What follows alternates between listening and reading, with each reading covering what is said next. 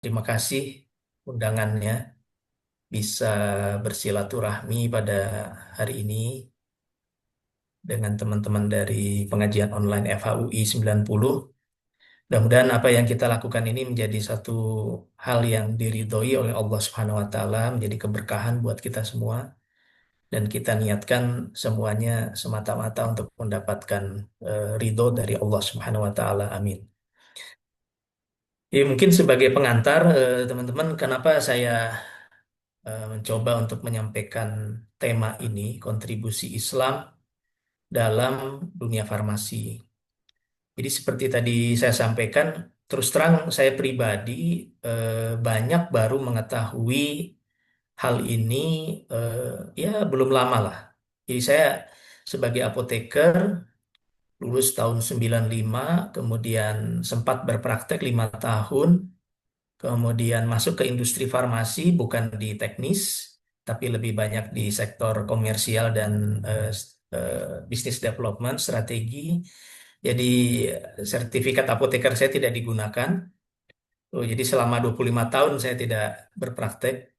Baru awal tahun 2026 ini, Prof. Viko, kemarin di Januari saya ujian kompetensi kembali.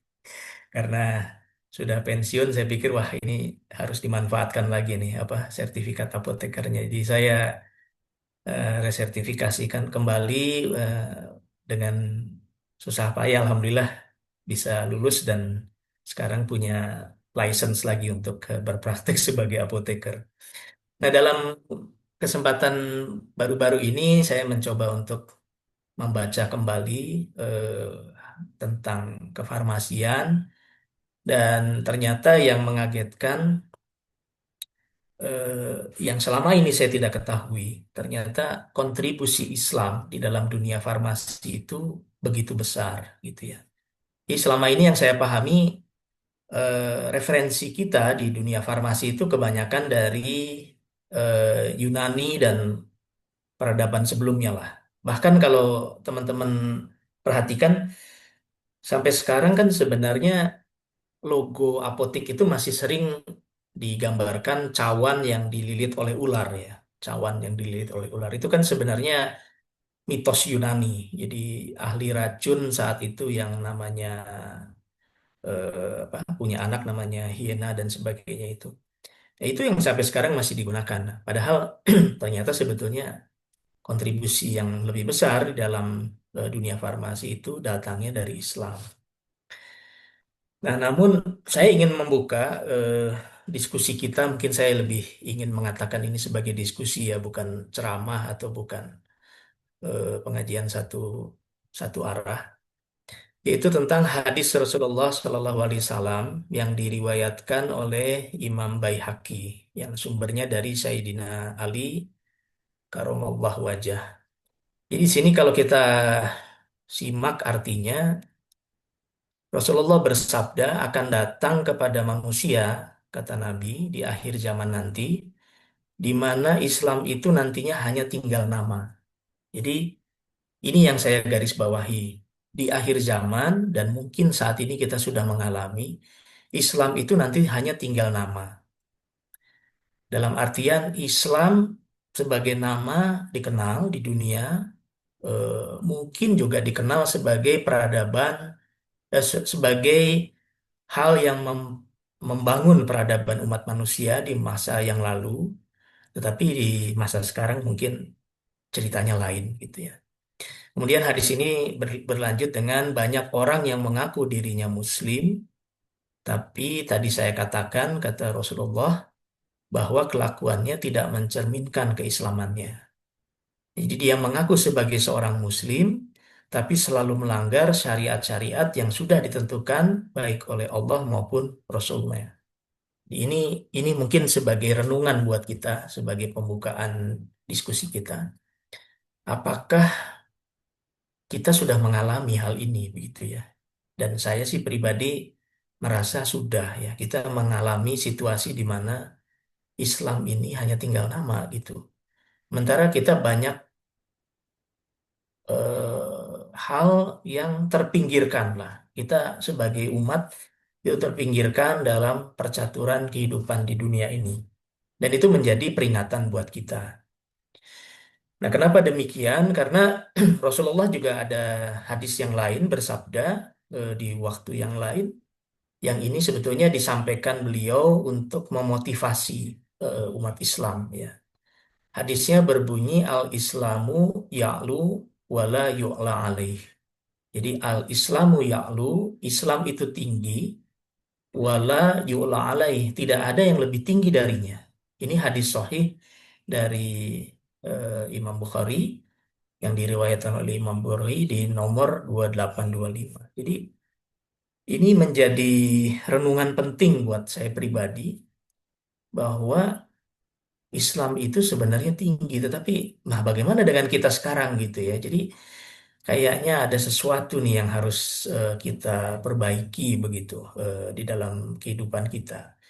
Dan dari mana memulainya? Ya tentu dari diri kita sendiri.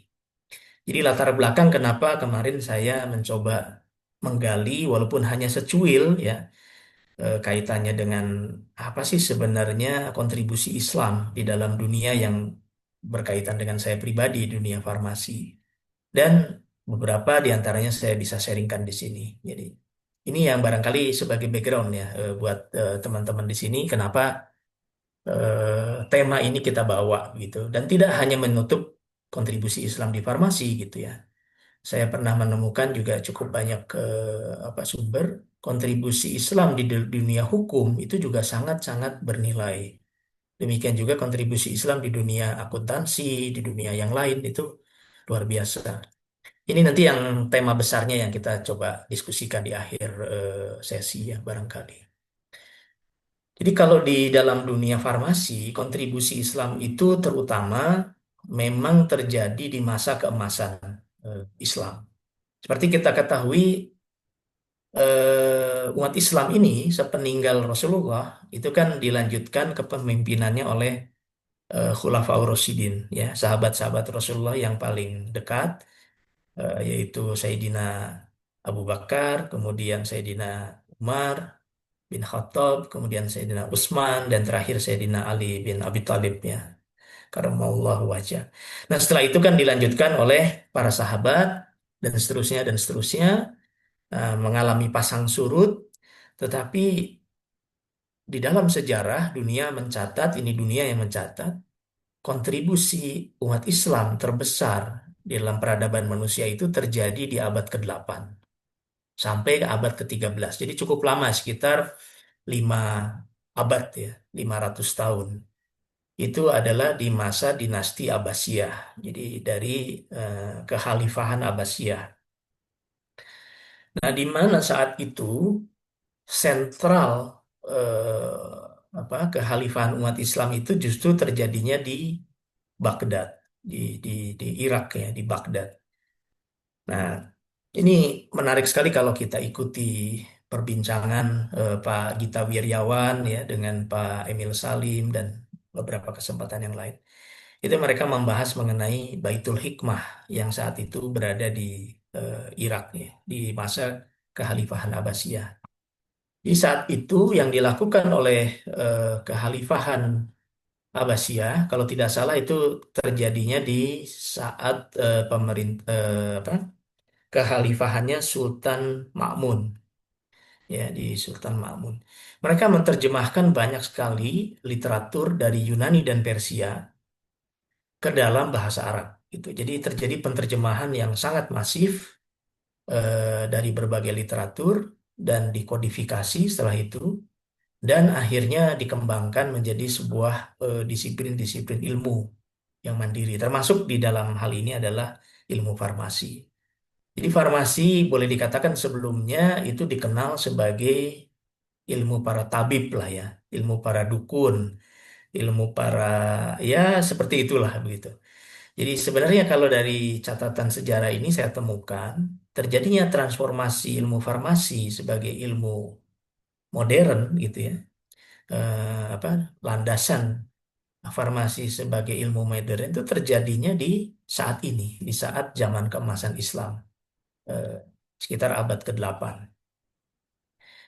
Nah, yang menarik juga, eh, jadi teman-teman saya kebetulan ketika pernah berkesempatan bepergian ke luar negeri itu, salah satu yang saya suka itu adalah menyempatkan mencari kaitannya dengan kefarmasian. Jadi salah satu yang paling berkesan buat saya itu ketika saya ke Jerman, ke Heidelberg. Karena di Heidelberg itu memang terkenal banyak sekali napak tilas buat apoteker ya. Nah, di situ banyak sekali juga artefak yang dikumpulkan dan ternyata banyak sekali cerita-cerita kontribusi Islam terhadap dunia farmasi. Tapi juga tidak usah jauh-jauh. Kalau kita ngetik aja di Google, apotek pertama di dunia, itu akan keluar ini. Bahwa apotek pertama di dunia itu didirikan di Baghdad, Irak. Di masa kekhalifahan Abbasiyah sekitar tahun 754 Masehi. Nah ini kalau saya tidak salah itu khalifahnya saat itu Khalifah Ma'mun. Ya. Kan salah satu khalifah yang paling ini adalah Umar bin Abdul Aziz ya, di Khalifah Abbasiyah itu. Jadi di saat itu didirikan apotek di kota Baghdad sebagai apotek pertama dan dia terbuka untuk umum memberikan pelayanan peracikan obat dan yang menariknya saat itu adalah terjadinya pemisahan antara profesi dokter dengan profesi tabib atau profesi kita sekarang mengenalnya apoteker.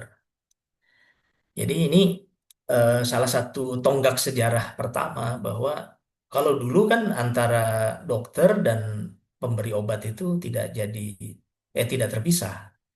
Jadi kita menerima obat masyarakat dulu itu kan dari tabib ya. Jadi dia periksa, kemudian dia kasih obat. Dan sampai saat ini pun masih ada yang seperti itu, para shinsei yang bersertifikasi dan banyak shinsei-shinsei yang hebat juga nih di Jakarta gitu ya yang gelarnya sudah PhD, gelarnya sudah doktor, tapi mereka melakukan diagnosis dengan apa teknik kedokteran timur, dengan teknik Qigong gitu. Habis itu dia bikin resep gitu, bikin obat. Nah, apa yang jadi problem? Sebenarnya tidak ada yang salah dengan itu, ya kan? Apalagi mereka memang ahli, ya. Seperti salah satu yang saya kenal langsung secara pribadi itu Shinsei Banhua, PhD dan doktor. Beliau tuh doktor dan PhD gitu ya. Dan ketika dulu Presiden Soeharto ada, itu beliau salah satu sinseinya beliau gitu ya, sinseinya Pak Harto. Itu sangat-sangat expert, sangat-sangat ahli. Tapi yang menjadi problem adalah ketergantungan kepada beliau itu sangat besar gitu. Jadi artinya kayak Shinsei Banhua itu saja ini sebagai contoh sampai sekarang beliau masih praktek gitu. Itu kita menyaksikan tutup praktek itu jam 3 pagi, teman-teman. Jam 3 pagi, jam 2 pagi itu baru tutup gitu karena pasiennya membludak dari mana dan harus dilayani. Artinya ketergantungan terhadap individu yang menguasai ilmu itu sangat besar. Jadi yang menjadi latar belakang yang saya baca dalam literatur, kenapa apotek pertama ini didirikan di Kehalifahan Abbasiyah itu adalah sudah adanya pemikiran bagaimana nih supaya kebutuhan obat ini atau kebutuhan pengobatan ini bisa diakses seluas-luasnya. Jadi kalau saya dengan Bro Viko dulu pernah di industri farmasi, kita ada departemen yang namanya market access atau patient access. Itu kan sebetulnya latar belakangnya bagaimana memperluas accessibility terhadap obat kita seluas mungkin. Nah, justru idenya itu sebetulnya terjadi di masa di abad ke-8 itu. Jadi bagaimana caranya supaya tidak tergantung kepada satu dua orang nih masyarakat bisa mendapatkan pengobatan. Nah, disitulah dibuat cikal bakal apotek yang pertama. Jadi sejarahnya pemisahan profesi apoteker dan dokter itu di masa Kehalifahan Abbasiyah dan ini jadi tonggak sejarah paling penting di dunia medis, di mana saat itu ahli farmasi itu sudah dikenal sebagai syahdanah namanya. Dan mereka beroperasi secara independen dari para tabib atau dokter. Nah, pengertian independen ini pengertiannya apa sih gitu? Independen artinya mereka bisa melayani masyarakat seluas-luasnya. Itu artinya. Jadi tidak tergantung kepada dokter atau tabib saat itu ya, yang ya bagaimanapun kapasitas seorang tabib kan terbatas. Sehari berapa pasien sih yang bisa dilayani gitu. Tapi bayangkan kalau dari seorang tabib sudah dikasih tahu, oh ini sakitnya misalkan gangguan pernapasan atau apalah yang saya ini sekedar menyebut saja, tapi barangkali saat itu dari tabib sudah ada informasinya, oh si A ini menderita lambung, sakit lambung. Dah, dia pergi ke apotek, apoteker, oh sakit lambung, obatnya ini, dia bisa siapin. Jadi tidak tergantung kepada dokternya untuk menyiapkan, sehingga dokter bisa lanjut atau tabib bisa melanjutkan pemeriksaan pasien yang lain. Nah, ini yang dimaksud dengan independen, artinya bisa memperluas pelayanan kepada para pasien lah atau masyarakat. Nah, selain itu tentu adalah supaya adanya check and balance gitu. Nah, ini kira-kira. Jadi kenapa dipisahkan kedua profesi itu? Nah, jadi kontribusi Islam yang paling besar di dunia kefarmasian, kalau istilahnya mungkin adalah justru di aspek suprastruktur, ya. Jadi di atasnya infrastruktur gitu ya. Kenapa? Karena saat itu ternyata di masa Kekhalifahan Abbasiyah, di masa Khalifah Al-Ma'mun dan Al-Mu'tasim, itu sudah dipikirkan bahwa profesi ini tuh harus diatur, harus ada regulasinya gitu. Jangan sampai sembarang orang bisa kasih obat gitu. Nah, ini bayangkan di saat itu sudah dipikirkan bahwa profesi ini itu profesi yang penting, yang harus ada aturannya, harus ada standarnya. Oleh karenanya dibuat satu regulasi dan lisensi. Jadi syahdanah tadi, apoteker tadi itu wajib lulus ujian. Jadi nggak bisa seorang mengaku "Oh, saya bisa ngasih obat karena berdasarkan wangsit gitu ya, nggak bisa begitu gitu ternyata. Jadi mereka harus lulus ujian, kemudian dapat license, dapat surat izin, dan dia harus diawasi. Ya, seperti yang kita kenal sekarang dengan Badan POM ya. Jadi saat itu sudah ada yang namanya Badan Pengawas Kerajaan yang disebut dengan Muhtasib. Ini kontribusi yang pertama. Jadi kontribusi yang sifatnya suprastruktur di atas infrastruktur. Lalu yang kedua, sudah dipikirkan bagaimana konflik kepentingan itu bisa dicegah gitu. Jadi artinya resep itu benar-benar murni nih, tidak dimanipulasi dan bisa dipertanggungjawabkan. Kenapa? Karena dalam istilah dunia pengobatan atau dunia apapun lah, kalau bahasa Latinnya itu saya mohon maaf kalau salah men-spellingnya ya. Itu ada istilahnya caveat emptor. Caveat emptor. Mungkin teman-teman di eh, hukum juga ada tahu istilah itu. Jadi caveat emptor itu istilahnya kalau bahasa gampangnya itu pasrah bongkoan lah kalau orang Jawa, ya kan? Kalau kita dikasih resep, ini terjadi sekarang pun. Kalau kita ke dokter, kemudian kita tanya-tanya, kalau dokternya udah rada kolot ya, sudah rada senior dan pendidikannya kolot, mungkin dia ditanya oleh kita, dok, ini dokter, udah, bapak pokoknya minum aja obatnya. Mau sembuh kan, minum aja obat ini. Dia kan nggak membuka conversation untuk kita bertanya ya. Dok, ini obatnya ini apa sih dok gitu. Terus ini apa kan? Nah, itu yang dimaksud dengan mencegah manipulasi. Tapi adanya transparansi gitu ya. Jadi adanya transparansi. Jadi yang saya baca dari beberapa sumber, saat itu sudah dipikirkan transparansi dari sebuah resep bagi seorang pasien. Nah, itu luar biasanya gitu ya. Nah, literatur-literatur yang saya baca itu bukan literatur Arab gitu, justru literatur Barat. Ya, jadi dunia Barat itu justru mencatat kontribusi Islam terhadap dunia kefarmasian. Salah satunya adalah menegakkan adanya landasan gitu ya untuk mencegah konflik kepentingan. Kemudian juga regulasi dan lisensi. Lalu literatur farmasi. Nah, literatur farmasi ini menjadi menarik nih teman-teman kalau sempat tahu gitu ya. Farmasi itu literaturnya kan sangat banyak tuh. Jadi misalkan di dunia farmasi itu ada istilahnya farmakope. Ya, farmakope itu kayak semacam buku standar untuk aturan pemeriksaan zat, kemudian pemeriksaan kemurnian zat dan sebagainya. Jadi kayak buku standar lah gitu. Dan itu tebal sekali. Farmakope Indonesia edisi keberapa saya sekarang sudah nggak tahu tuh sudah sangat banyak.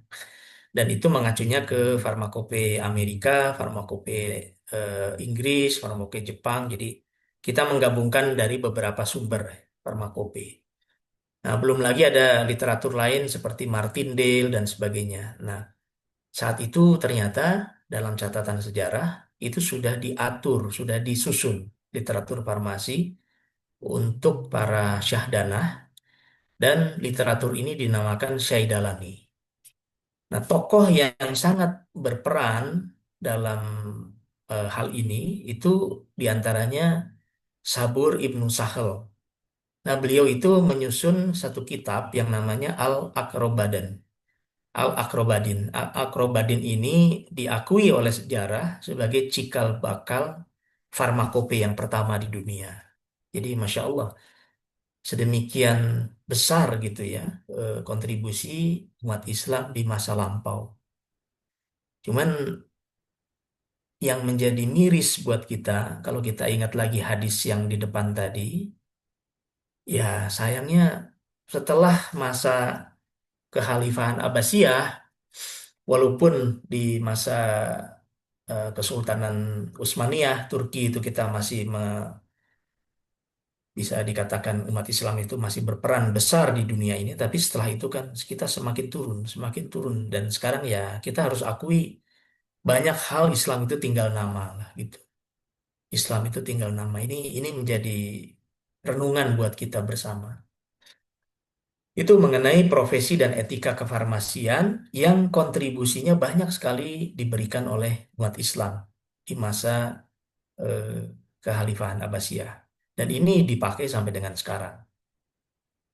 Oleh karenanya banyak sekali tokoh pelopor farmasi di dunia ini yang mereka itu adalah kalangan Muslim, ya.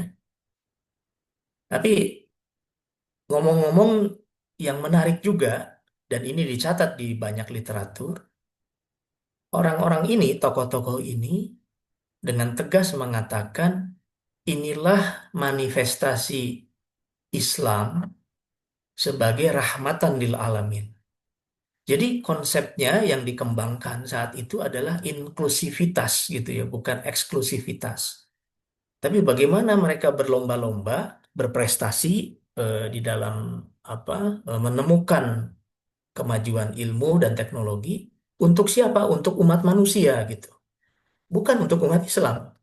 Otomatis untuk umat Islam di dalamnya. Tetapi mereka spiritnya adalah apa yang bisa kita kontribusikan untuk peradaban, untuk umat manusia. Dan mereka ingat betul dengan misi seorang Muslim itu harus menjadi rahmatan lil alamin, menjadi rahmat bagi seluruh alam. Nah ini yang luar biasa juga. Jadi contoh misalkan Sabur Ibnu Sahel yang tadi kita sudah singgung, beliau yang menyusun Al-Akrobain atau formularium yang sekarang kita kenal dengan istilah farmakope. Jadi ini standar yang digunakan untuk rumah sakit kerajaan. Jadi kalau formularium itu bicaranya kalau BPJS itu ya, itu eh, ada eh, apa? Ada formularium nasional ya Fornas. Kalau sakitnya ini, obatnya ini, sakitnya ini, obatnya ini. Jadi ada aturannya, ya gitu. Kalau farmakope adalah standar pemeriksaan obat dan zat-zat yang berkaitan dengan obat. Nah, kemudian ada juga Arozi, kalau dalam bahasa Barat, jadi mereka sebutnya Rhesus, ya. Ini ilmuwan yang memperkenalkan penggunaan senyawa kimia. Karena sebelum itu kan lebih banyak herbal. Jadi yang banyak digunakan sebelum-sebelumnya kan herbal, eh, berupa herbal utuh gitu ya, herbal yang direbus, herbal yang dihancurkan, herbal yang digiling dan sebagainya. Nah, baru di abad ke-8 akhir ini Arrozi ini memperkenalkan dia ahli kimia. Jadi dia juga mempromosikan evaluasi klinis obat sebelum diedarkan. Jadi kalau kita sekarang mengenal uji klinis untuk obat sebelum diedarkan, ada uji klinis 1, uji klinis tahap 2, uji klinis tahap 3. Satu itu adalah di laboratorium. Yang kedua, uji klinis pada hewan. Yang ketiga, uji klinis pada manusia.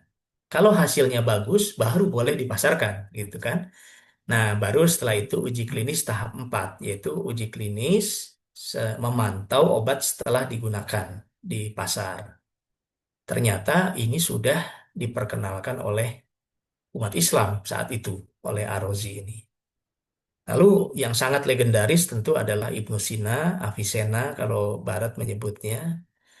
Ini beliau menyusun Canon of Medicine atau Al-Kanun fi Al-Tib yang membahas ribuan obat dan kategorinya juga dibuat yang berasal dari herbal beserta efek sampingnya. Jadi ini kitab obat yang pertama lah di dunia yang dibuat secara modern ya penyusunannya itu oleh Ibnu Sina. Lalu juga ada Al-Biruni. Al-Biruni ini adalah penulis kitab Saidanah fi Al-Tib Ensiklopedia Farmasi yang mendalami tentang apa etika keprofesian. Eh, Seorang farmasis itu atau apoteker itu boleh apa, tidak boleh apa dan seterusnya. Ini kan ya Masya Allah ya. Kalau kita pikirkan nih umat Islam di zaman itu, di zaman keemasan itu luar biasa gitu kontribusinya terhadap dunia ini. Ini menjadi renungan buat kita lah. Nah, lebih jauh dari itu, pada saat abad ke-8 sampai 13 itu sudah ada sistem pengawasan yang dalam bahasa Arabnya disebut al-hisbah, pengawasan apotik gitu. Jadi yang diawasi, yang dalam beberapa sumber yang saya kumpulkan, itu komprehensif itu teman-teman yang diawasi itu. Bukan hanya mengawasi satu hal, tapi moralnya diawasi. Kemudian pasarnya diawasi, jangan sampai terjadi apa kondisi yang tidak adil di pasar gitu ya, atau monopoli dan sebagainya. Dan ini ekonomi Islam modern pertama yang diterapkan untuk memastikan kegiatan operasional apotik itu berjalannya transparan, berjalan adil, dan sesuai dengan syariat. Ya, Masya Allah, itu sudah dilakukan saat itu. Termasuk menurut sumber-sumber yang saya pelajari, itu untuk mencegah penipuan obat, penimbunan, pemalsuan, dan menggabungkan etika Islam serta standar farmasi.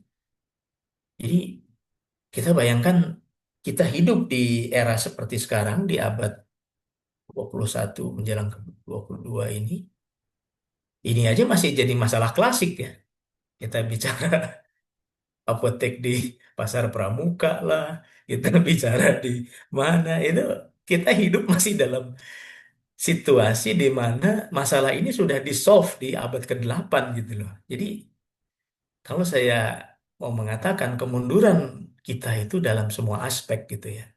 Bukan hanya dalam satu aspek. Orang ini sudah dibereskan di abad ke-8, kita sekarang masih jadi masalah klasik gitu. Ini kan ya itulah faktanya yang kita hadapi. Jadi sistem pengawasan ini dijalankan oleh satu sistem. Nah, jadi bahkan sudah ada yang namanya muhtasib. Muhtasib ini petugas pengawas pasar resmi yang ditunjuk oleh khalifah, ya. Jadi ditunjuk oleh khalifah untuk melakukan sidak ke apotek-apotek. Jadi sidak itu sudah dilakukan oleh petugas resmi dari kerajaan. Lalu ada standar kebersihan. Jadi apoteker itu wajib menjaga kebersihan, alat, ruangan, segala macam termasuk bahan. Lalu sudah ada yang namanya sumpah apoteker. Jadi sebelum mendapatkan lisensi harus diambil sumpah mereka. Jadi tidak sampai melakukan malpraktek ya, tidak meracik racun. Bayangkan nih, kalau ada kasus-kasus keracunan sekarang yang Meracik siapa nih? Ya kan dulu tuh sudah diatur itu jangan sampai itu mereka meracik racun atau meracik obat penggugur kandungan, aborsi. Masya Allah. Saat itu ya. Lalu ada buku panduan rahasia. Jadi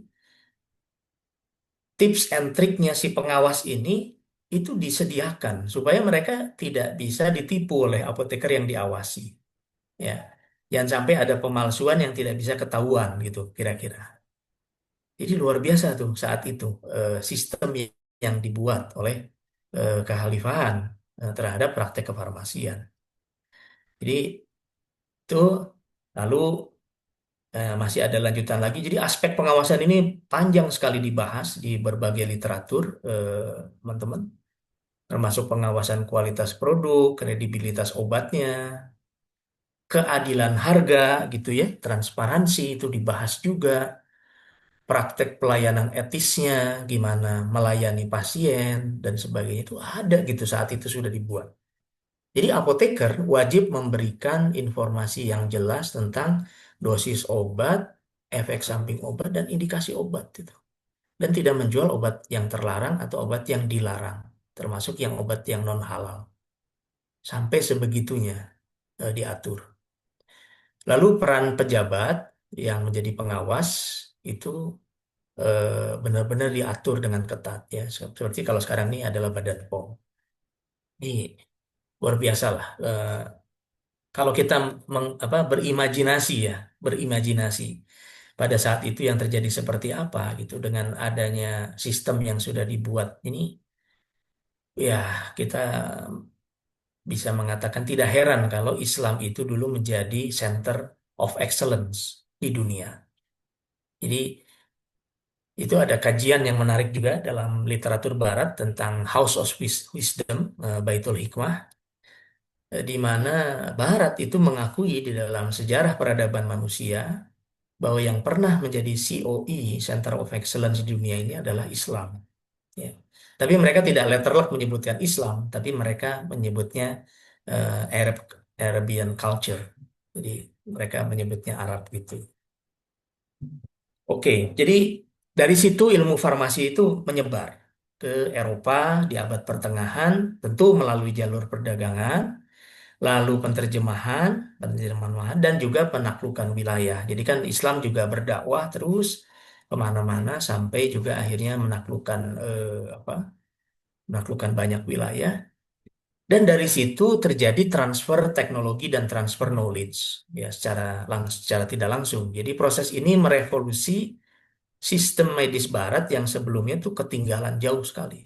Jadi Islam ini pengaruhnya ketika memperluas wilayah justru adalah merevolusi sistem medis barat yang sebelumnya tertinggal jauh. Itu yang terjadi.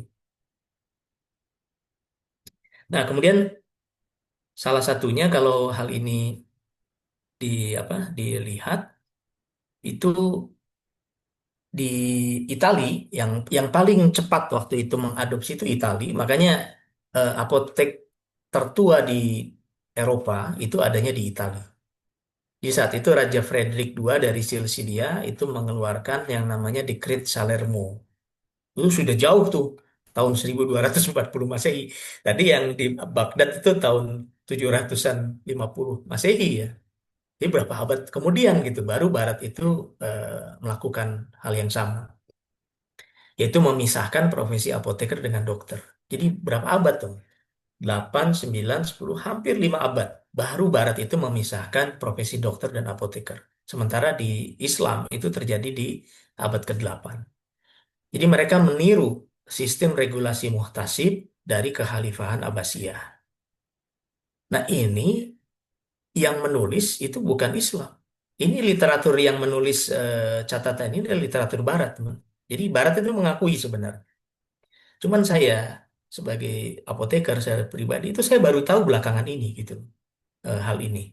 Ya tentu ketika masih bekerja ada alasan lah ya. Berpikir kita sibuk apa nggak ada waktu untuk apa. Tapi maksudnya saya sebagai apoteker itu ya orang Jawa bilang dilalahnya tuh baru tahu sekarang gitu loh. Karena ini nggak diajarkan di kuliah, nggak diajarkan. Ini kan bukan sesuatu yang diajarkan. Ini juga sistem pendidikan kita jeleknya di situ. Kita tidak diajarkan sejarahnya itu gimana, antropologinya gimana. Udah tahu-tahu pokoknya udah nih kamu titrasi, kamu periksa obat. So kita nggak tahu sebenarnya akar akar masalah identitas kita ini. Kenapa kita melakukan ini gitu ya dalam profesi gitu. Lagi apoteker itu kan penting ya sebagai profesi. Nah, harusnya kan kita tahu nih apa sih yang melatar belakangi kita tuh bekerja seperti ini gitu. Itu saya nggak diajarkan. Nggak tahu kalau di negara lain ya, tapi di Indonesia yang saya tahu itu hanya ada mata kuliah pengantar farmasi di semester 3 yang itu menurut teman-teman kebanyakan itu boring katanya ngapain sih nggak kayak belajar sejarah lagi gitu ya. Tapi bagaimana menyampaikannya memang mungkin juga harus diperbaiki padahal itu menjadi landasan penting kita belajar ilmu yang lain gitu. Nah, buku teks wajib universitas juga itu ditranslate dari kitab Al-Qanun fi Atid dari tulisannya Ibnu Sina. Nah, itu ditranslate menjadi buku kuliah wajib di Montpellier, di Prancis. Jadi Montpellier ini kan salah satu universitas yang ternama lah di farmasi ya, Montpellier. Kemudian di KV, di Leuven, Belgium. Lalu pengenalan obat dan metode baru itu juga baru dipelajarinya setelah Islam itu masuk ke Eropa. Jadi Eropa itu betul-betul belajarnya dari Islam. Sejarah mengatakan begitu. Nah, kalau kita sekarang mengklaim ini tujuannya buat apa? Ya tujuannya simpel buat refleksi. Nah, kita kemana selama ini gitu loh. Karena Islam itu ya kita harus akui semakin ke sini semakin tinggal nama. Even kita aja sebagai umat Islam bisa jadi banyak yang belum tahu hal ini. Saya merasa teman-teman apoteker juga banyak yang belum tahu hal ini. Bahwa sebenarnya kontribusi Islam itu begitu besar di dalam dunia farmasi. Jadi refleksi itu kenapa saya katakan, kenapa saya sendiri mungkin baru tahunya sebulan terakhir ini ketika saya mengeksplor lagi tentang literatur-literatur kefarmasian. Ya, ketemulah di situ ternyata Islam pernah berperan penting di dalamnya. Jadi kalau kita samerikan kontribusi umat Islam dalam dunia farmasi itu di suprastruktur ya, pemisahan profesi tadi, pembentukan apotek komersial yang terstandarisir, lalu standarisasi kodifikasi ya, kodifikasi obat, kodifikasi metode pengujian dan sebagainya. Itu disebutnya standarisasi dan buku pedoman obat lah gitu ya. Kemudian teknik kimia laboratorium, bagaimana pemisahan zat dari sebuah bahan herbal. Eh, Itu banyak sekali dari Islam. Lalu penemuan zat dan juga bentuk sediaan baru. Itu literatur mencatat demikian. Banyak sekali yang dikontribusikan dari dunia Islam. Nah, sementara di Eropa pengaruh farmasi itu sejarah mencatatnya di Spanyol itu ada pusat translasi Toledo, jadi Translation Center di Toledo itu eh, apa namanya? Tadinya itu yang itu adalah apa? Di Cordoba dan sebagainya itu jadi Islam. Jadi ketika Islam dulu menguasai Spanyol, di sana ada satu translation center dan itu dilanjutkan oleh eh, kaum Kristen, ya. Jadi mereka melanjutkan pusat penterjemahan untuk mengubah dibalik nih dari Arab ke bahasa Latin. Sementara kalau yang sebelumnya itu dari Yunani, dari Persia itu diterjemahkan ke dalam bahasa Arab. Lalu di Italia, di Sisilia itu menjadi gerbang utama obat-obatan dan teks medis Arab masuk ke Eropa. Makanya yang saya belum pernah ke sana, pengen suatu saat bisa gitu. Itu apotek pertama di Eropa itu adanya di Italia. Nah, yang saya pernah lihat apotek pertama di Jerman itu di mana? Heidelberg itu juga sangat-sangat mengesankan gitu ya. Masih utuh artefaknya. Jadi saya masih bisa membayangkan zaman dulu kayak gimana gitu ya. Ya, apalagi kayak yang di Itali itu pengen juga suatu saat bisa ke sana dan eh, sekolah kedokteran ini juga di Salerno di Spanyol ini banyak mengadopsi literatur dari Islam. Itu kira-kira apa summary-nya. Nah, sekarang kita kembali kepada pertanyaan ini, teman-teman. Mengapa umat Islam ini tertinggal jauh dari umat Islam yang lain? Kayak 180 derajat ya. Kita tadi bicara sedemikian hebatnya eh, kaum pendahulu kita dengan kita sekarang. Gitu. Nah ini pertanyaannya kenapa kok kita jadi begini gitu. Nah saya mengutip pernyataannya Tun Mahathir Muhammad. Ya, beliau mengatakan kita mundur ini karena kita jauh dari Al-Quran. Jadi sebenarnya yang menyebabkan umat terdahulu itu bisa maju karena mereka menghidupkan Al-Quran. Nah, ini akan menjadi diskusi yang menarik lagi kalau kita membahas bagaimana kegiatannya di Baitul Hikmah saat itu. Jadi inspirasi itu datangnya semua dari Al-Quran saat itu. Jadi mereka itu, kalau pakai istilah sekarang, mereka itu bukan sekedar mengaji, tapi mengkaji. Sebenarnya bahasanya kan mengkaji dilebur jadi mengaji ya, bahasa Indonesia. Tapi maksud saya di sini mengkaji. Jadi artinya mereka berusaha untuk memahami apa yang dimaksud dari ayat ini gitu loh. Nah, jadi bukan sekedar tekstual, tapi kalau ada yang tidak jelas tuh mereka dalami.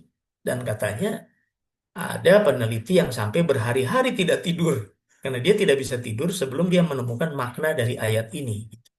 Nah, kebetulan makna ayat itu berkaitan dengan profesinya sebagai peneliti di bidang tertentu di Baitul Hikmah misalkan. Nah, sampai seperti itu yang terjadi saat umat Islam di era keemasan saat itu. Satu, anak kita jauh dari Al-Quran. Pengertiannya adalah itu. Bukan kita nggak pernah baca Quran, bukan kita nggak pernah habis subuh buka Quran, habis maghrib buka Quran, bukan. Tapi Quran itu tidak hidup di dalam keseharian kita. Tidak jadi urusan kita, tidak jadi jawaban terhadap permasalahan kita. Mungkin kira-kira itu. Jadi pesannya beliau, kalau Dr. Mahathir itu lebih menyorotinya terjadi ego sektoral di antara umat Islam. Ya, mereka sibuk dengan urusan kelompoknya, tidak bersatu, dan akhirnya malah gontok-gontokan. Nah, jadi tidak kembali ke Quran katanya Dr. Muhathir ya. Karena kalau kembali ke Quran surat Al-Hujurat ayat ke-10, beliau menekankan semua muslim itu bersaudara. Jadi kalau ada masalah itu pasti masalahnya itu bukan masalah utama gitu, itu masalah cabang. Nah, ini salah satu konteks yang diangkat oleh Dr. Mahathir. Tapi kalau saya boleh tambahkan di sini makna jauh dari Al-Quran itu kita mengabaikan petunjuk. Jadi kalau ada masalah yang kita cari itu bukan di Quran, tapi di sumber yang lain. Padahal Allah mengatakan semua hal itu ada jawabannya di Quran. Mempermasalahannya kemampuan kita untuk bisa memahami ayat-ayat Allah itu juga menjadi PR. Lalu yang kedua kita tidak bertadabur, tidak merenungkan hal itu dan apa kaitannya dengan kehidupan kita ini. Lalu yang lebih parah lagi adalah kalau ada hukum dan perintah yang disampaikan di dalam Al-Quran kita, kalau tidak menguntungkan gitu ya,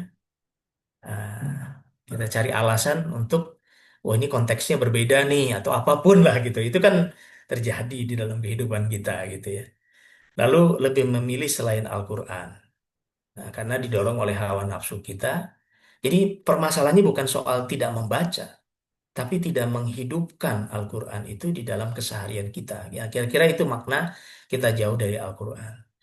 Oleh karenanya kalau kita jauh dari Al-Quran, berarti kita tuh jauh dari petunjuk Allah, tidak tahu yang seharusnya kita ketahui, dan yang esensial adalah kita tidak mendapatkan cahaya penerang dalam kehidupan ini. Nah, sekali lagi, sahabat semua, saya sebagai yang memberikan sharing, mengatakan ini pertama adalah ke dalam diri saya sendiri gitu. Jadi setiap kali saya berkesempatan untuk diminta sharing gitu ya, apakah di kelompok seperti ini atau di ya kajian di masjid itu, saya selalu mengatakan ini buat pesan kepada diri saya sendiri gitu ya. Nah, tapi kalau buat kita semua juga relevan ya, alhamdulillah kita menjadi teringat kembali apa yang menjadi masalah kita. So kita ibda binafsih lah, mulai dari diri kita sendiri. Segala sesuatu kan kita bisa lakukan dari diri kita sendiri dulu. Ya Allah kan berfirman di Al-Quran di Al-Baqarah ayat kedua, A'udzubillahi minasyaitonirrajim. Dzalikal kitabu la raiba fihi hudal lil muttaqin. Jadi kitab ini tidak ada keraguan di dalamnya.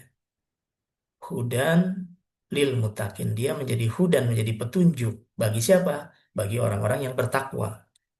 Nah, bertakwa ini kan kalau di ayat berikutnya adalah alladzina yu'minuna bil ghaib wa yuqimunas shalah wa yutuna zakat dan sebagainya. Alladzina yu'minuna bil ghaib wa yuqimunas dan seterusnya. Jadi maksudnya inilah yang menjadi renungan kita lah ya. Dan oleh karenanya kalau kita berharap akan adanya kebangkitan Islam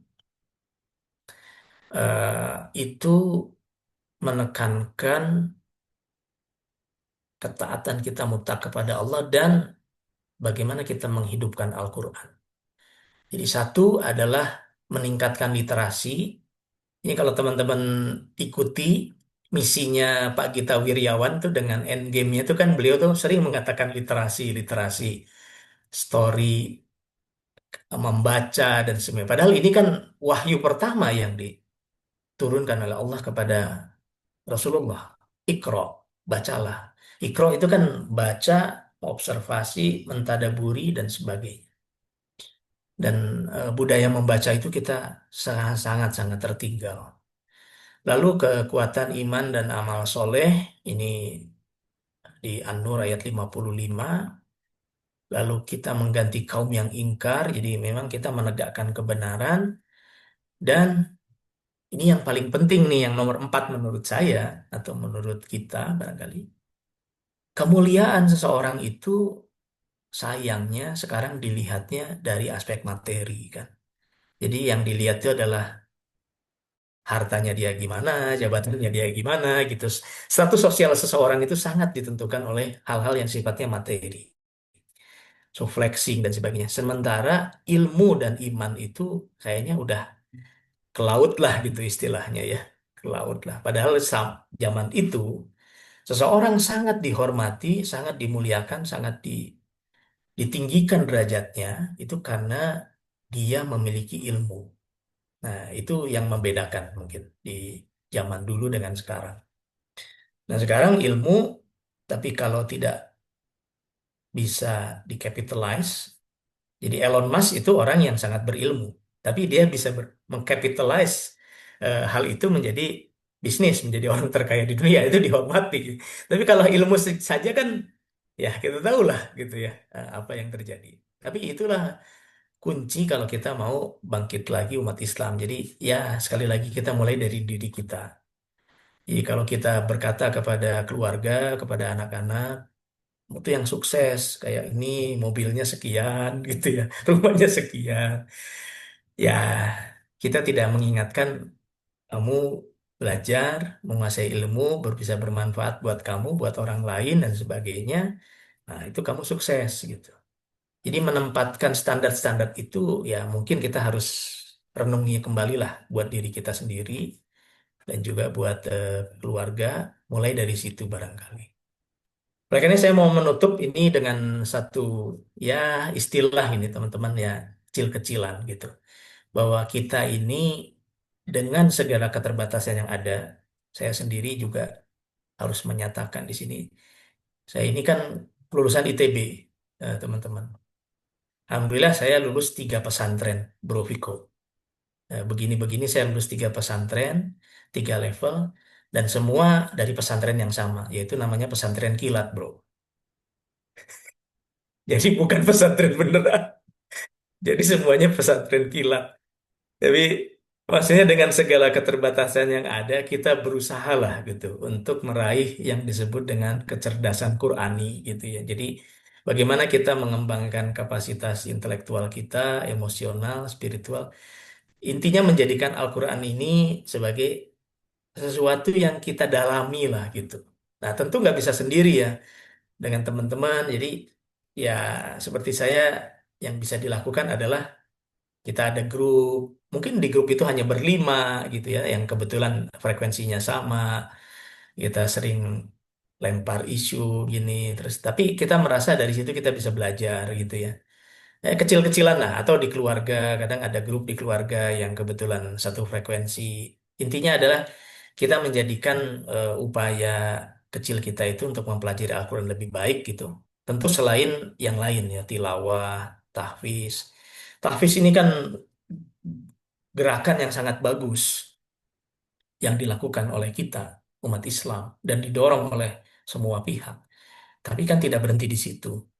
Kalau seseorang memahami, sorry, menghafal Al-Quran, tapi beliau tidak memahami apa yang dia hafalkan, tentu sangat disayangkan. Jadi mengkaji dan mengamalkan itu yang menjadi hal penting untuk lebih dikembangkan lah, didorong ke depan. Makanya kalau ada istilah IQ gitu ya, atau SQ, spiritual quotient dan sebagainya. Nah ini ada lagi yang sekarang kita kenal dengan Quranic IQ. Nah, wallahu alam bisawab, barangkali itu yang bisa saya sampaikan. Mohon maaf kalau materinya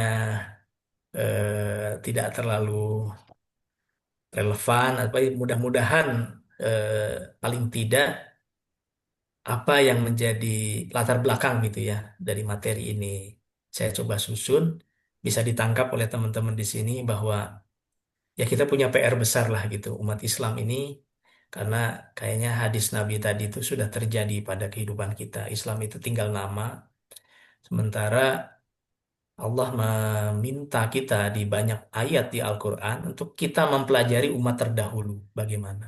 Nah itu umat terdahulu lebih maju dari kita gitu. Nah ini kita tentu harus mengejar dan mengejar dari mana? Mengejar pertama adalah mendekatkan diri ke Quran dan dimulai dari diri kita dan juga lingkungan terdekat kita. Barangkali saya cukupkan di situ. Kalau mau ada diskusi monggo silahkan atau ngobrol-ngobrol silahkan. Saya kembalikan kepada Pak Viko. Pak Siap, Viko, siap. Makasih tafadhol. Pak Taufik, luar biasa, Masya Allah, keren banget. Dan eh, menambah wawasan, terus terang terbuka wawasan kita nih, khususnya saya ya. Dan tadi ada beberapa catatan yang saya sempat catat tuh ya. Pertama adalah Islam sangat terbuka untuk ilmu pengetahuan. Jadi sementara kita tahu yang belajar sejarah dulu itu bahwa gereja itu sangat mengendalikan ilmu pengetahuan. Sehingga bila ada Betul, betul. ilmuwan-ilmuwan yang mungkin kalau kita ingat dulu pernah baca sejarah bahwa menurut gereja itu bumi itu adalah pusat dari universe. Dalam arti Iya, yang iya. lain itu berorbit di antara apa dengan pusat sebagai dunia. Ternyata tidak. Oke, dan ilmuwan saya lupa namanya siapa yang berpendapat seperti itu harus dikucilkan dan itu tidak terjadi di Islam. Dan ini apa yang dijelaskan, yang di-sharing oleh Bang Taufik ini kurang lebih mencerminkan hal itu gitu loh ya. Satu. Terus Iya, kedua, tadi yang menarik juga adalah menjadi rahmatan lil alamin itu luar biasa sekali.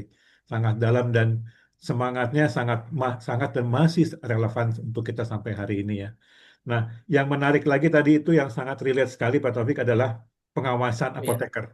Itu untuk kita yang iya, kerja di farmasi itu dan saya terus terang kaget bahwa sejak abad 8 itu Islam sudah memulainya. Dan untuk iya, kita yang iya. kerja di farmasi itu sangat relevan sekali dan loh kok kayaknya mirip apa sama dengan yang kita kerjakan saat ini. Dan ini yang Hmm, membuat kagum saya adalah Masya Allah dengan perkembangan eh, umat Islam di abad 8 kemarin gitu waktu itu. Lalu iya, iya, eh, iya. yang lain adalah apa yang terakhir ini ya mungkin yang sangat sangat sangat apa ya eh, menusuk hati bahwa tantangan bahwa apa yang bisa kurang lebih yang saya simpulkan eh, apa yang bisa kita lakukan sebagai Islam untuk mengembalikan atau eh, menjadi bagian dari rahmat alamin dan mengembalikan kejayaan dulu seperti itu ya. Ini mungkin sekedar sekedar highlight aja kali ya. Nah, saya yakin ini, Betul, betul. Pak Taufik izin teman-teman mungkin ada yang mau nanya atau memberi tanggapan silakan. Iya, iya. Dan mungkin Pak Taufik ini mungkin izin dari kita sebagian besar itu sarjana hukum jadi pertanyaannya ya you know me lah. Oke. We ask something Iya, iya.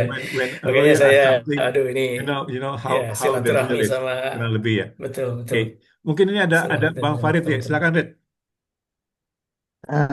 Enggak, ini sih cuma cuma seloroh aja ya. Tadi kan saya dengar bahwa eh, di di apa di kurikulum eh, apa FK ini nggak diajarkan mengenai sejarah asal mula gitu ya. Asal mula Ya, eh, apa ilmu kedokteran lah ya. Ilmu medis. ya, Mungkin gini, kalau ini, ini saya pernah alamin. Saya pernah alamin. Ini selalu aja ya, bukan bukan apa-apa maksudnya. Cuma selalu aja kidding iya, aja. iya, Untuk mencarikan suasana aja sih. iya, Jadi iya. saya pernah cerita juga ya gitu dengan kondisi yang sama. Oh iya, dulu kita nggak diajarin gini-gini, gitu kan. Terus teman saya bilang gini, enggak kok ada kok gini gitu kan. Oh ternyata saat itu kita sedang berada di dunia lain gitu. Jadi Bisa saya jadi baru tahu juga betul. mengalami hal yang sama gitu ya. Wah, sebenarnya diajarin cuma oh lagi udah di dunia lain nih gitu. Hmm.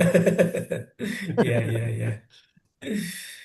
Betul, betul. Bisa jadi begitu. Hmm, Ya, jadi iya. ya apa kalau saya ingatnya itu dulu hanya disampaikan zaman saya itu ya. Itu 1 semester 2 semester. Jadi pengantar pengantar farmasi 1 dan pengantar farmasi 2 gitu. Tapi justru itu kalau saya pribadi tuh satu mata kuliah yang sangat menarik tuh. Hmm. Apa? Karena saya senang sejarah gitu ya, Bang Farid ya. Jadi Hmm. malah orang lain pada nggak suka kan teman-teman yang eksak tuh kan paling nggak suka sejarah ya kebanyakan gitu. Nah saya memang Hmm. rada salah jurusan ya waktu itu. Jadi saya ada beberapa temen tuh yang sekarang jadi penulis segala tuh sering seloroh tuh. Kayaknya kita harusnya dulu masuk jurusan sastra farmasi. Tapi maksud saya dulu itu dijelaskan, tapi sangat terbatas gitu. Nah, Nah, ditambah kalau zaman dulu kan akses ke informasi belum seluas sekarang ya Bang ya. Betul. Jadi betul internet betul. belum ada zaman itu kan. Jadi artinya kita hanya berpaku kepada buku yang diajarkan di kuliah gitu. Nah, mudah-mudahan kalau sekarang enggak. Nah, tapi yang menarik kalau sekarang kita lihat ini Instagram, TikTok. Apoteker sekarang udah banyak yang jadi konten kreator Bang Farid. Betul Nah, itu betul betul. menarik tuh. Saya lihat yang anak-anak Gen Z ya, Gen Z. Jadi dia ada yang masih kuliah, ada yang apa? Yang menarik contohnya, dia bisa membuat relate gitu ya. Dia lagi kerja di mana? Di apa? Magang di apotek, Hmm. magang di apotek. Hmm. Jadi dia harus baca resep kan, baca resep, Hmm. dia kumpulin tuh resep, dijembrengin, terus dia bikin konten ke TikTok. Hmm.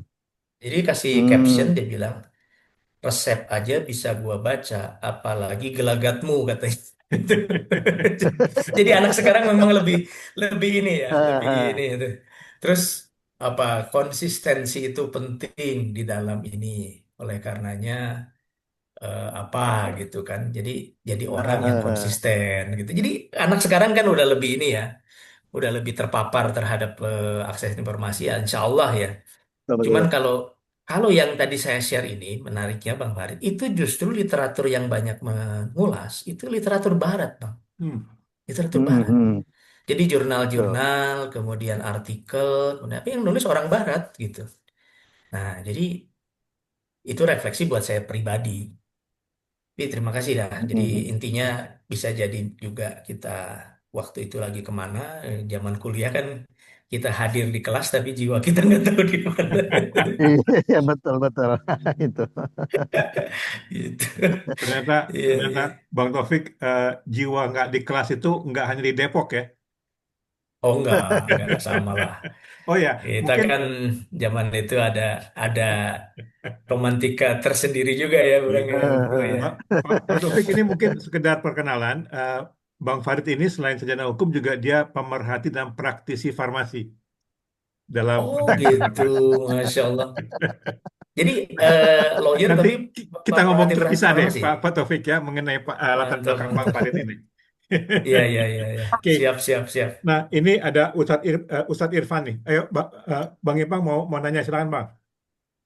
Ya, Assalamualaikum. Terima kasih Bang Taufik, Bang Viko, Bang Waalaikumsalam Farid. warahmatullahi wabarakatuh. Eh, Mau nanya gini aja masalah kehalalan dalam farmasi. Kan ada Iya. obat yang dijual bebas maupun obat-obat resep dokter gitu ya. Mm-mm. Itu sampai sejauh mana kita bisa mengetahui bahwa obat ini halal atau haram? Karena kan kita tahu kan ada Oke. obat yang pakai alkohol, ada yang pakai babi lah segala macam gitu loh. Dan Iya, iya, sampai sebatas mana kita kasarnya ya, kan kita kalau dari resep dokter tuh, kita pasah bongkokan, kita nggak pernah tanya sama dokternya, dok ini haram betul, apa halal betul. obatnya gitu loh. Gitu. Iya, Itu iya, gimana caranya iya, bang, bang Taufik? iya, Yang kayak iya, bang, mengetahui ini obatnya halal apa haram gitu loh. Ini ini iya, menarik ya Pak Taufik ya. Kita udah diskusi lama sekali dengan farmasi mengenai hal ini ya. Dan apalagi iya, iya, eh, kalau kita tahu proses bikin obat itu melibatkan ada namanya katalis dan segala macam dan menariknya ada beberapa katalis yang dari produk-produk iya. selain dari produk-produk keturunannya itu. Mungkin Bang Taufik bisa share dari sisi farmasinya. Silakan Bang. Ya, jadi pertama saya eh, memberi komentar dari sisi farmasinya dulu ya, apa, Bang Irfan ya. Kalau dari sisi farmasi, misinya dalam penyiapan obat itu adalah harus mengutamakan manfaat sejauh mungkin dibandingkan mudaratnya, dibandingkan mudaratnya. Ini teknis kefarmasiannya. Jadi, kalau misalkan sebuah preparat obat sirup misalkan gitu, sirup nih, obat sirup buat anak gitu ya. Kemudian dia tuh zatnya tuh hanya larut di pelarut alkohol misalkan. Tapi dia juga larut di mungkin pernah ingat kasus keracunan obat beberapa waktu yang lalu yang heboh tuh sampai ada yang meninggal dan sebagainya. Ya, yang heboh secara nasional. Jadi pelarut-pelarut itu sebenarnya opsinya banyak. Tapi salah satu yang banyak digunakan etanol ya kan, etanol apa namanya? Alkohol. Nah, kenapa? Karena dia itu satu bisa melarutkan, yang kedua efek sampingnya tuh paling kecil, misalkan gitu ya. Sementara yang lain itu memberikan efek samping yang merugikan. Nah, jadi kalau misalkan tidak ada pilihan, kalau tidak ada pilihan sampai dengan semua preparat yang ada tidak ada opsi lain, maka yang dibuat adalah itu. Ini dari sisi teknis kefarmasiannya. Nah, sekarang pertanyaannya, halal dan haramnya bagaimana? Ya, alhamdulillahnya sekarang kita ini kan sudah punya sistem jaminan produk halal SJPH kan di bawah. Kalau dulu LPPOM MUI, sekarang kan BPJPH, Badan Pelaksana Jaminan Produk Halal. Nah, di mana kalau untuk apa untuk obat dan suplemen itu mandatori per Oktober 2026 ini harus mematuhi ketentuan jaminan produk halal. Jadi kalau dia belum bersertifikasi BPJPH, halal atau haramnya, dia bisa dianggap dalam tanda kutip tidak halal. Jadi bukan bukan haram disebutnya, tapi tidak halal atau tidak terjamin kehalalannya. Jadi ini kalau batas akhirnya dari pemerintah BPJPH itu Oktober 2026. Nah ini seperti tadi Bang Viko bilang ini industri farmasi apa ini juga itu ya pro and cons juga. Bukan soal ininya, bukan soal misinya bagus, semua orang setuju gitu. Tapi yang jadi problem tuh kadang-kadang di kita ini teknis pelaksanaannya. Karena untuk memberikan sertifikasi halal, misalkan produk kita multinasional, diproduksinya di Spanyol gitu. Itu si auditornya harus terbang ke Spanyol. Kita terbangkan ke sana, dia lihat langsung dan sebagainya. Ini agak-agak ribet nih. Sementara di negara lain, kayak di Arab Saudi sendiri, itu bahkan malah lebih simpel sertifikasi halalnya. Jadi dia itu komisi fatwanya punya ketentuan yang lebih simpel. Jadi balik lagi, bahwa untuk membedakan itu adalah berdasarkan label, Bang. Kalau labelnya ada halal, nah insya Allah itu sudah dijamin lah halalnya, ya kan? Tapi kalau belum ada, itu harus kita lihat indikasi apa ingredientsnya, bahannya. Nah, yang paling penting dua hal. Satu, kalau berupa apa cairan, itu biasanya etanol, ada etanol. Nah, tapi kalau tablet atau yang lainnya itu adalah ada nggak turunan babi.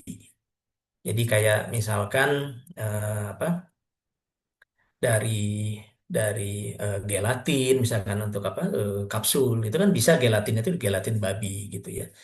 Nah, itu biasanya bahasanya tuh porcine dan sebagainya. Jadi memang istilahnya harus harus kenal sih, istilahnya harus kenal. Jadi kalau kita nggak kenal di situ nggak disebutkan kata-kata mengandung babi, tapi sebetulnya itu turunan dari babi, yaitu nggak halal. Yang kedua adalah kalau dalam prosesnya dia sebetulnya terpapar dengan zat yang tidak halal. Nah, itu lebih sulit lagi tuh. Ya, Karena nggak dicantumkan di situ yang tadi Bro Viko bilang gitu ya. Sebagai katalis, sebagai enzim gitu. Dia sudah tidak ikut lagi dalam dalam produknya tapi pernah terpapar. Nah, itu memang yang bisa menentukan adalah hasil pemeriksaan dan fatwa dari Majelis Ulama yang dilaksanakan oleh BPJPH.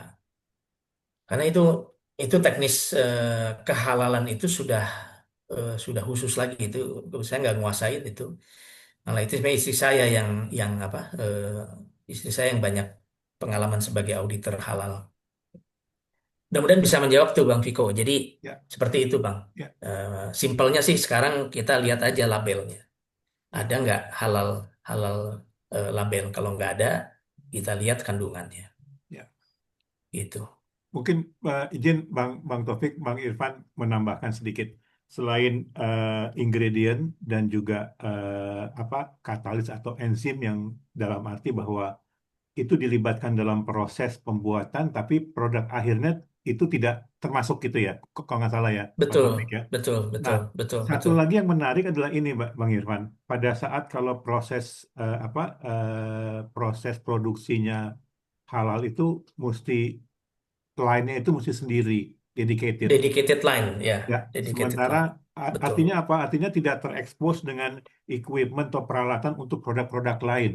Dan kebetulan betul. tadi dijelaskan oleh Bang Taufik adalah farmasi ini saya nggak tahu mungkin bisa nggak kita bilang Pak Taufik 99% itu dari negara non-Muslim ya. Oke, Betul, mungkin ya. betul, Jadi betul, mereka itu tidak betul. tidak membedakan proses halal ini sehingga agak challenging buat kita. Dan kembali lagi tadi adalah apa ketertinggalan apa ilmuwan Islam ya, Pak Taufik ya. Sehingga proses untuk R&D-nya itu banyak apa dilakukan oleh orang-orang non-Muslim. Mungkin ada sedikit cerita menarik nih Bang Irfan nih di di Hmm, ini di-sharing oleh teman-teman dari Pakistan dulu gitu loh ya. Jadi pada suatu saat iya, tertentu itu ada obat polio dan obat polio itu dari luar. Kebetulan obat polio itu menggunakan enzim yang dari porcine tadi itu gitu loh. Karena eh, apa terpapar dengan produk turunan itu banyak keluarga atau orang tua yang tidak mengizinkan anaknya untuk pakai obat polio tersebut. Sehingga ada satu generasi yang di Pakistan yang anak-anaknya itu yang polio seperti itu. Ya, itu mungkin challenge kita ya kali ya. Oke. Eh, Bang Irfan mungkin ada yang mau disampaikan Bang Irfan. Enggak cukup Bang Viko. Jadi mulai Oktober ya wajib ya gitu ya. Kalau emang kalau yang dijual bebas sih kita sih bisa baca lah ya gitu ya. Hmm. Yang masalah iya, itu yang ada iya. dokter, resep dokter itu loh, yang Betul, betul, betul, ya kita betul. kan nggak tahu tuh misalnya. Ya. Benar-benar. Tapi yang termasuk resep dokter, Bang Irfan, itu harus juga ada label halalnya. Jadi itu sifatnya mandatori, bukan bukan apa? Bukan kerelaan itu apa disebutnya, Bro Viko? Selain mandatori itu apa disebutnya? Voluntary, bukan voluntary. Dia mandatori. Jadi itu ketentuan dari pemerintah BPJPH itu batas waktunya 17 Oktober 2026. Nah, cuman yang saya dengar memang nih lagi banyak nego nih, minta di extend gitu ya batas waktunya, minta Ya, di ini. ya. Ini problem problem problem klasik lah di kita itu ada ini aturan-aturan begini gitu. Gitu ininya.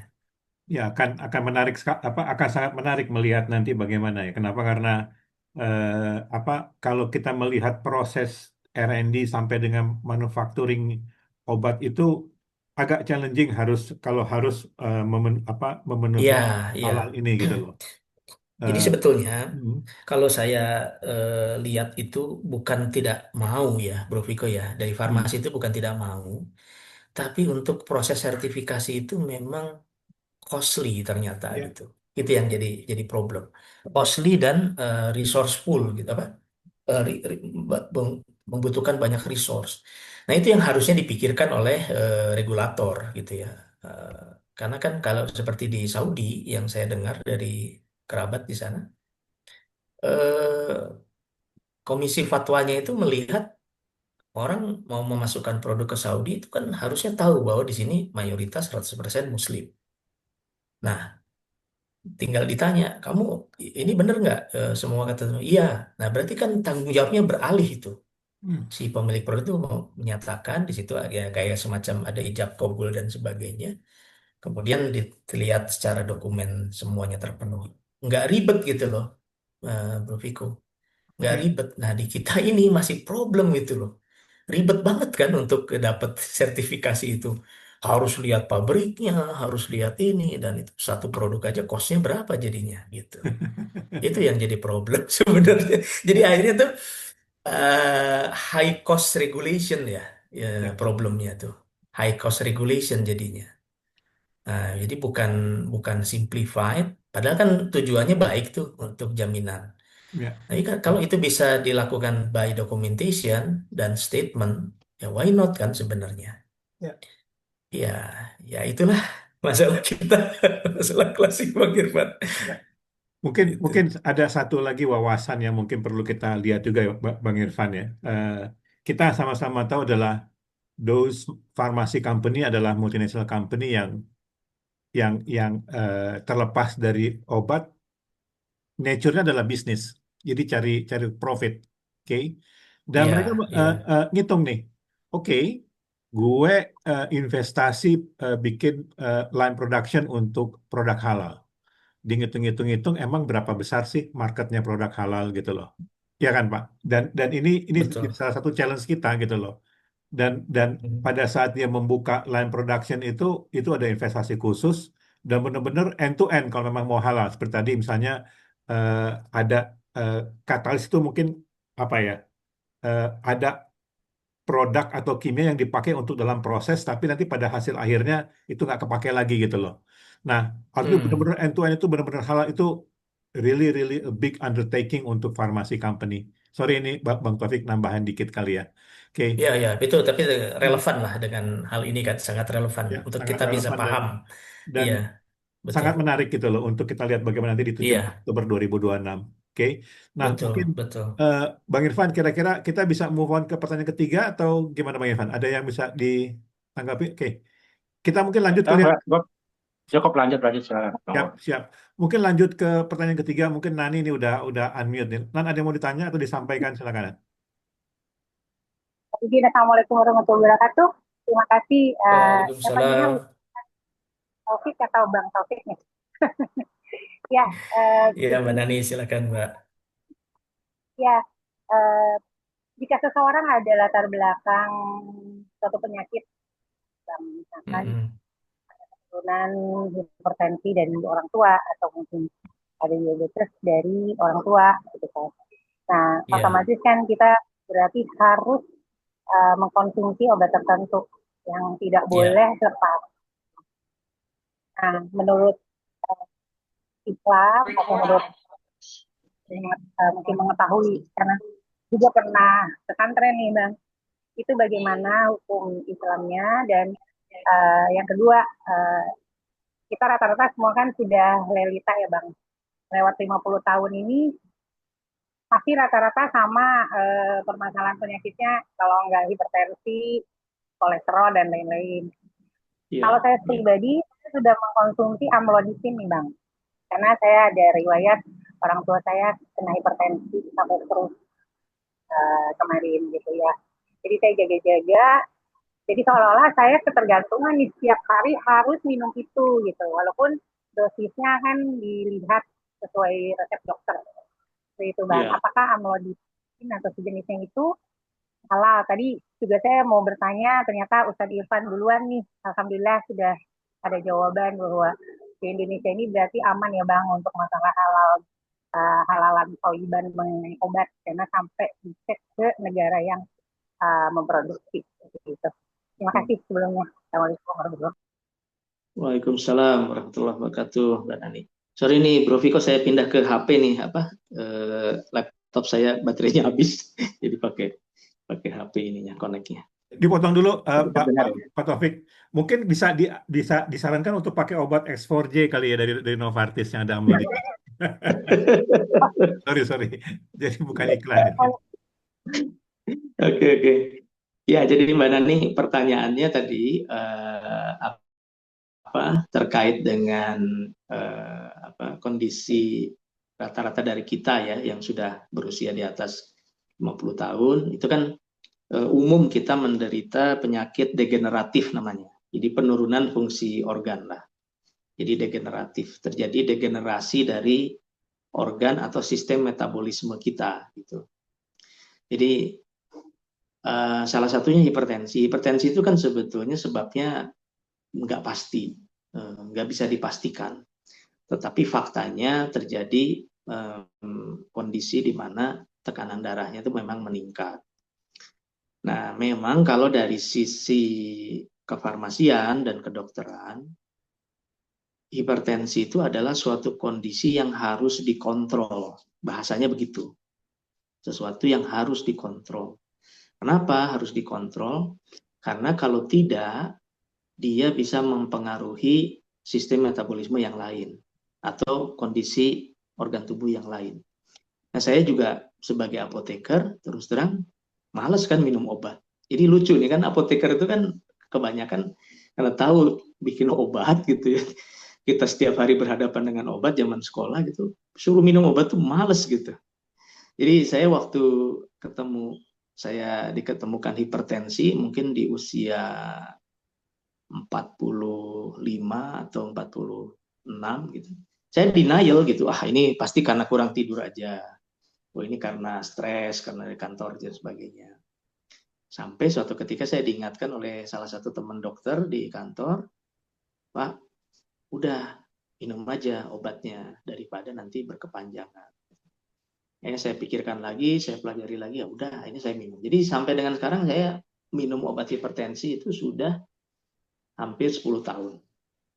Nah, kenapa menjadi penting? Karena kalau tidak dikontrol hipertensi itu, dia bisa menyebabkan bahasa awam itu komplikasi, Mbak Nani, ke yang lain.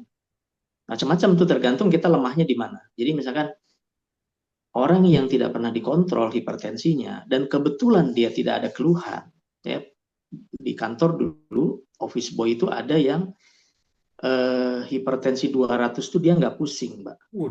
200 itu nggak pusing. Beliau sudah nggak ada ya, udah berpulang. Dulu namanya Pak Karman tuh. 200 itu nggak pusing.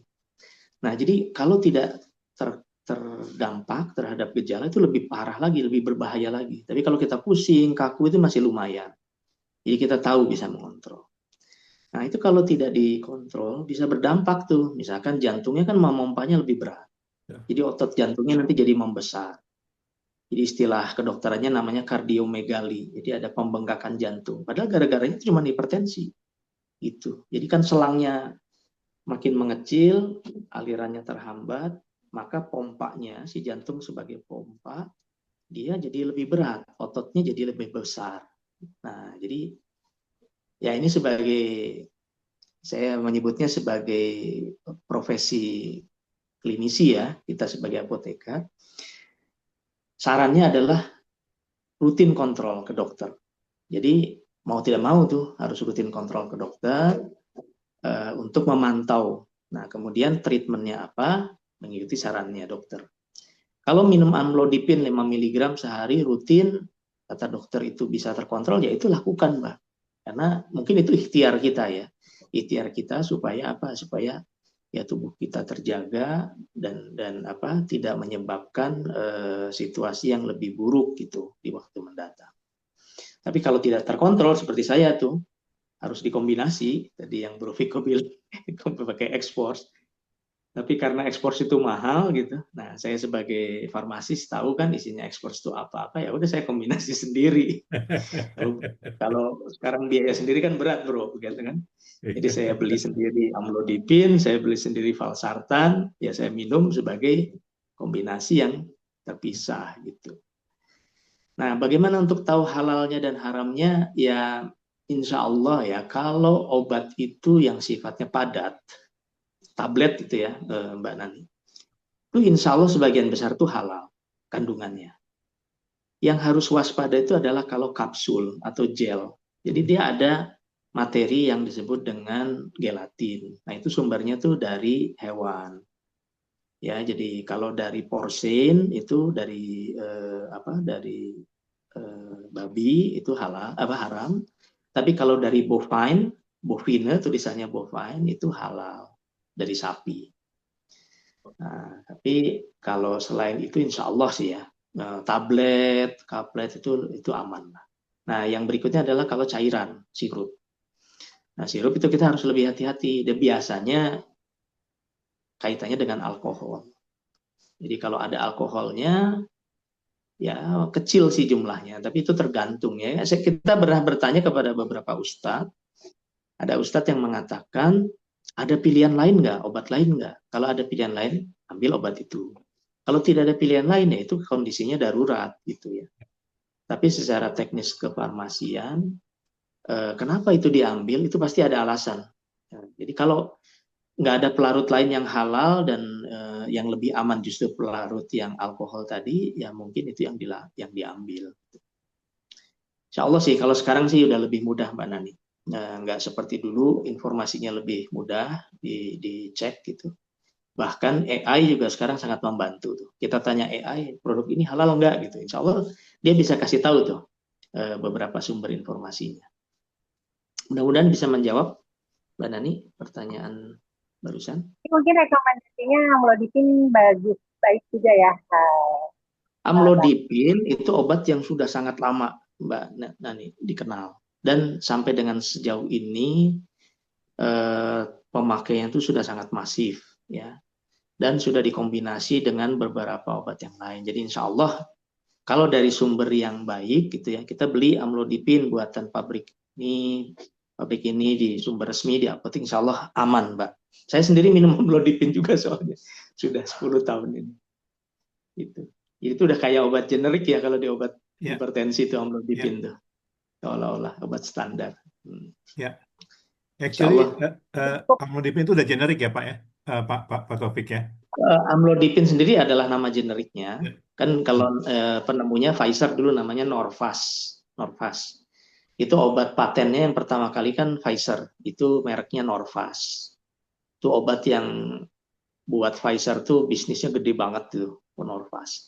Nah setelah patennya habis, orang bisa memproduksi dengan nama generik amlodipin. Jadi amlodipin itu memang nama generik. Ya. Jadi obat dengan nama generiknya amlodipin. Begitu. Siap. Nan, kira-kira sudah jelas, ya? Pak Taufik, ini kita biasanya sampai jam 9, tapi hari ini khusus. Kenapa? Karena banyak yang bisa kita pelajari nih. Makasih Pak Taufik dan teman-teman untuk kesabaran untuk sampai di sini. Saya ada beberapa poin yang mungkin saya share untuk penutup kajian kita hari ini adalah satu yang sangat mendalam tadi saya catat adalah kita perlu kembali lagi memahami dan membaca dan memahami Al-Quran ya, Bang Taufik ya. Dan saya melihat bahwa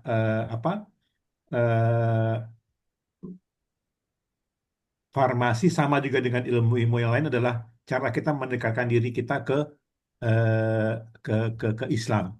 Sama seperti pada di Al-Quran itu banyak sekali kandungan mengenai kedokteran dan astronomi dan segala macam. Itu adalah banyak yang bisa kita pelajari dari Al-Quran. Kurang lebih itu mungkin yang summary-nya. Atau mungkin Bang Taufik ada yang mau ditambahkan lagi sebagai summary kita kajian kita hari ini. Betul sekali. Memang intisarinya itu, Bang Piko. Intisarinya itu. Jadi saya rasa intisari dari diskusi kita, dari tema yang kita bawakan ini adalah mari kita kembali ke Al-Quran. Ini adalah dorongan kepada diri saya pribadi. Dan bagaimana kita kembali ke Al-Quran adalah melihat relevansinya dengan kehidupan kita, termasuk profesi kita. Ya. Dan insya Allah, karena Al-Quran itu Allah turunkan untuk kita, untuk manusia bahkan sebetulnya bukan hanya segelintir manusia yang Islam saja.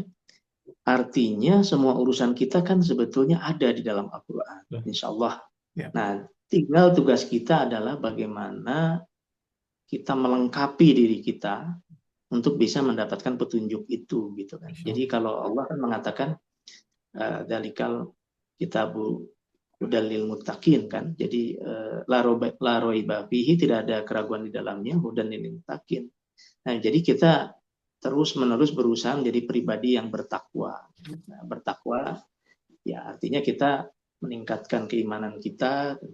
Jadi mungkin kalau para ustadz mengatakan ada dua hal kan, mempelajari sesuatu itu apakah kita mentafakuri, kita tafakur itu kita dapat pengetahuan. Ini yang kita gunakan fikir kita kan, otak kita. Atau mentadaburi. Mentadaburi itu artinya merenungkan, meresapi dalam hati, dan memaknai hakikatnya. Nah, yang diminta kita mentadaburi Al-Quran. Karena kalau para ustadz mengatakan di Quran itu yang sering disampaikan, itu perintah Allah kita mentadaburi Al-Quran. Jadi levelnya sudah di atas mentafakuri. Ya, akhirnya itulah yang refleksi kita lihat di umat terdahulu, umat Islam terdahulu. Berlomba-lomba mereka mencari ilmu pengetahuan dalam rangka mendapatkan ridho Allah. Gitu. Bukan prestasi dunia gitu ya. Ya, prestasi dunia sebagai bonusnya. Mereka dicatat di sejarah, mereka dicatat di peradaban. Tapi niat awalnya itu adalah dia mencari ridho Allah gitu. Nah, ini mungkin kesimpulan utamanya itu memang Bro Viko. Jadi apapun yang kita bahas ini seperti yang Bro Viko sampaikan barusan gitu. Bahwa kita misinya adalah kita semakin mendekatkan diri kepada Al-Quran. Ya, bismillah lah kita lakukan langkah-langkah kecil yang kita bisa, dan apa yang dilakukan oleh teman-teman di FHU ini, saya ingin menyampaikan suatu hal yang sangat baik, saling menyemangati lah untuk beristiqomah. Insya Allah Allah memberikan kekuatan dan banyak keberkahan gitu. Jadi katanya orang yang mempelajari Al-Quran dan mengajarkannya lagi itu yang terbaik gitu. Ini langkah konkret lah gitu, Bro Piko, di FHU ini saya ucapkan inilah barakallah supaya ini bisa terjaga istiqomahnya. Siap. Bang Taufik, makasih banyak Bang untuk sharingnya, dan saya yakin ini jadi berkah buat kita semua, dan makasih waktunya. Nah, Bang Taufik, ini kita bukan rindu ya, ingin sekali mungkin kalau misalnya keberatan, Bang Taufik bisa menutup dengan doa majelis untuk kita, kalau berkenan, Bang Taufik, silakan Bang. Jadi sehingga kita tutup juga. Ya, terima kasih Bang Viko. Mohon izin kepada teman-teman semua di pengajian online FHUI 90 ini. Mudah-mudahan apa yang kita luangkan sekitar 1,5 jam yang lalu ini menjadi keberkahan buat kita, dan Allah meridhoi apa yang kita lakukan bersama, dan juga sekaligus Allah mengampuni kalau ada hal yang kita lakukan tanpa disadari gitu, dan itu tidak disukai oleh Allah. Semoga Allah mengampuni kita. Oleh karenanya yang disarankan adalah dalam setiap majelis kita menutup dengan membaca doa kafaratul majelis. Untuk itu mari kita sama-sama membacakan doa tersebut. Bismillahirrahmanirrahim. Subhanaka Allahumma wa bihamdika asyhadu an la ilaha illa anta astaghfiruka wa atubu ilaih. Demikian, barangkali mohon maaf kalau ada hal-hal yang tidak berkenan. Terima kasih sekali lagi. Billahi taufiq wal hidayah. Wassalamualaikum warahmatullahi wabarakatuh. Waalaikumsalam. Makasih Bang Taufik. Semoga Allah membalas kebaikan Bang Taufik buat ilmunya sehingga menjadi barokah. Teman-teman, Amin. kita tutup pengajian kita, ketemu lagi minggu depan. Bang Taufik izin, apakah boleh kita dapat materinya Bang untuk buat kita sharing juga buat teman-teman yang kebetulan nggak sempat hadir saat ini, ya. Oh iya ya, ya. Tadi saya lupa share di chatbox ya. Nanti saya Siap, kirim ke Bang Viko ya, siap, siap. habis ini ya. Ya, Makasih Bang oke. Taufik, teman-teman. Saya Baik, pamit begitu dulu saya ya. pamit. Makasih. Ya, assalamualaikum. Assalamualaikum Ya, Bang Taufik, teman-teman. Waalaikumsalam Iya, Pak. Ya, warahmatullahi wabarakatuh. Assalamualaikum, izin live ya. Yo, Ya, luar biasa mari. nyampe jam 9:30. Makasih. Alhamdulillah. Ya, mari, mari. Pamit.